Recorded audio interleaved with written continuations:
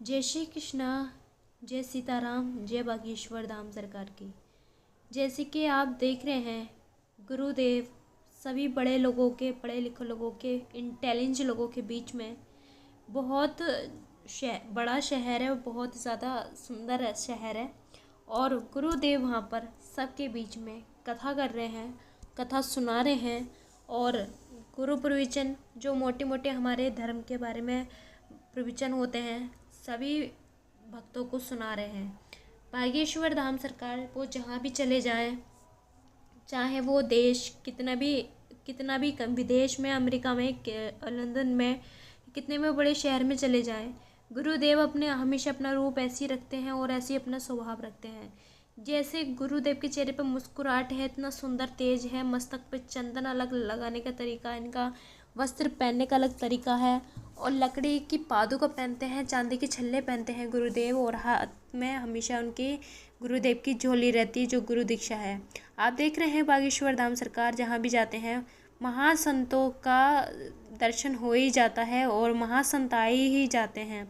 ऐसा देख सकते हैं कितने सारे भक्त हैं कि जो सब पढ़े लिखे समझदार हैं, सभी अपने अपने स्थान में खड़े होकर तिलक लगा के आए हैं सभी, और सबको गुरु प्रवचन सुना रहे हैं, हनुमान कथा के बारे में बता रहे हैं, हनुमान चौपाई के बारे में बता रहे हैं, और अन्य प्रकार के ऐसे बहुत सारे बातें हमारे धर्म की जो आजकल इस कलयुग में कैसे जीना है, कैसे कैसे क्या हो रहा है, सब गुरुदेव बता रहे हैं। दूसरी बात, आजकल इंसान डिप्रेशन में बहुत जा रहा है, चाहे वो अमीर हो या गरीब हो, सबके दिमागों में, सबके माइंडों में बहुत ज़्यादा टेंशन है चल रही हैं, अपने अपने बिजनेस को लेकर, बीमारियों को लेकर, अपने गृहस्थी को लेकर, पैसे को लेकर, गरीबी को लेकर बहुत ज़्यादा दुख है हर कोई। तो आजकल सबसे मुश्किल है कि जिसके पास पैसा है वो भी वो अंदर से दुखी है।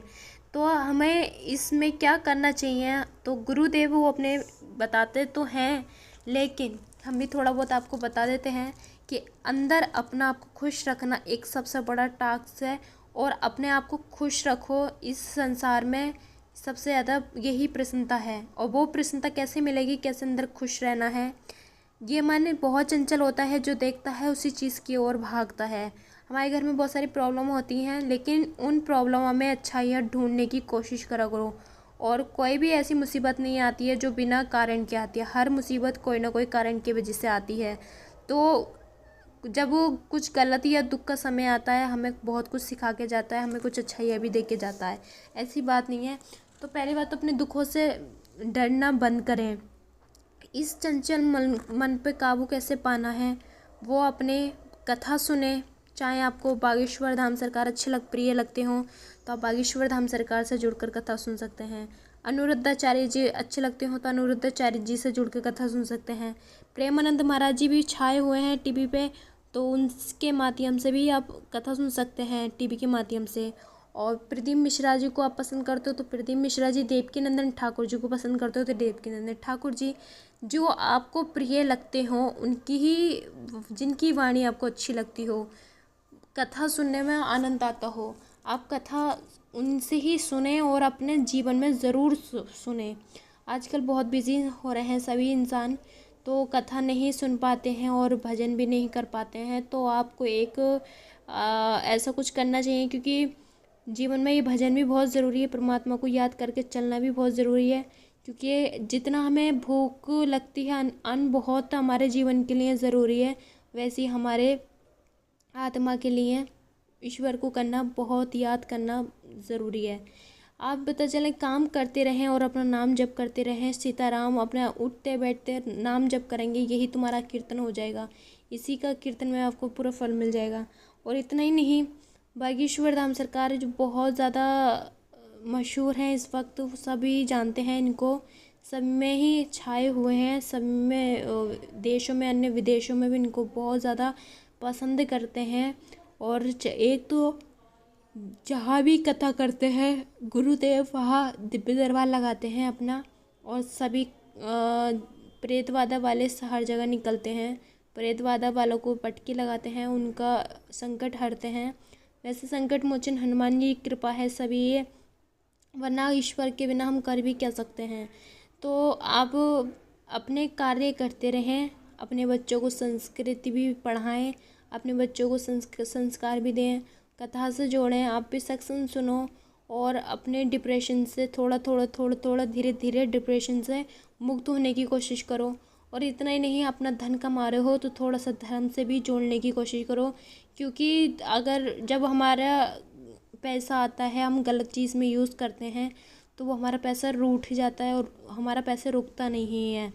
तो अपने पैसे को कुछ धर्म से जोड़ें, जो कि हमारा जो पाप का पैसा आता है ना, कहाँ से आता है, तो वो पुण्य से जुड़ के अपने सही हो जाता है। और पुण्य करना चाहिए अपने जीवन में। तो अपना कर्म अच्छा कीजिए, भजन कीजिए, भक्ति कीजिए और आप में के जो भी गुरु हों अपने गुरु के नाम के जाप कीजिए जो गुरु बनने दिए हैं। और इतना ही नहीं, जो भी आपको प्रिय लगते हो, आप किसी में भी जिसमें भी भावना जागती हो आप नाम जप करें और विश्वास रखें परमपिता परमात्मा पर, क्योंकि देने वाले भी वही हैं तो लेने वाले भी वही हैं। कोई भी परिस्थिति हो, दुख हो, सुख हो, ज़्यादा समय तक नहीं टिकता है, वो एक न एक दिन बीत ही जाता है। आप जैसे देखते हैं बहुत ज़्यादा दुखी हैं, बहुत से 10,000 के जूते पहनते हैं लेकिन किसी के पास पैर ही नहीं है पहनने के लिए। तो आपके पास परमपिता परमात्मा ने जो भी दिया है उसमें खुश रहना सीखो और उससे सोचो जो तुम्हारे पास है वो बहुत सौ के पास भी नहीं है। तो दुख में अपनी अच्छाइयाँ ढूंढने की कोशिश करोगे तो हमेशा जीवन में मुस्कुराहट ही पाओगे। और हमेशा मुस्कुराहट ही रखनी चाहिए चेहरे पे, दुख हो चाहे सुख हो। ऐसे एक न दिन ज़रूर आता है जो हमेशा तुम्हें मुस्कुराहट बाकी में मुस्कुराहट में बदल जाती है और अमर हो जाती है। जैसे देख सकते हैं बागेश्वर धाम सरकार और अनिरुद्धाचार्य जी इतने महान कार्य करते हैं, इतना कुछ करते हैं, इतनी मेहनत करते हैं, हमेशा चेहरे पे प्रसन्नता रखते हैं। हमारे ठाकुर जी के कभी दर्शन करने जाओगे, हमारे बाकी बिहारी जी के, तो हर मंदिर में आपको मुस्कुराते ही मिलेंगे। इस मुस्कुराहट से हमें पता चलती है भोलेनाथ जी के दर्शन करने जाओगे तो हमेशा वो ही मुस्कुराते मिलेंगे। क्योंकि हमारे जीवन में संकट आएंगे, सभी के जीवन में आते हैं, लेकिन हमेशा मुस्कुराहट अपने चेहरे पे बरकरार रखनी चाहिए, क्योंकि हमारे प्रभु की, हमारे परमपिता परमात्मा की ये एक पहचान है जो हम सब उनकी संतान को रखना चाहिए। तो अगर गुरुदेव को आपको सुनते हो, गुरुदेव को उनकी कथा सुनते हो, फॉलो करते हो, तो गुरुदेव के लिए प्यारे प्यारे कमेंट्स कर दें और जय श्री राम लिखना ना भूलें कमेंट्स में। इनके बारे में रोज़ आपको जानकारी चाहिए, अपडेट चाहिए, तो चैनल सब्सक्राइब करना भूलें। और अगली वीडियो में आपको फिर मिलते हैं। सब जनों को जय सीताराम, जय सन्यासी बाबा की, जय बागेश्वर धाम सरकार की।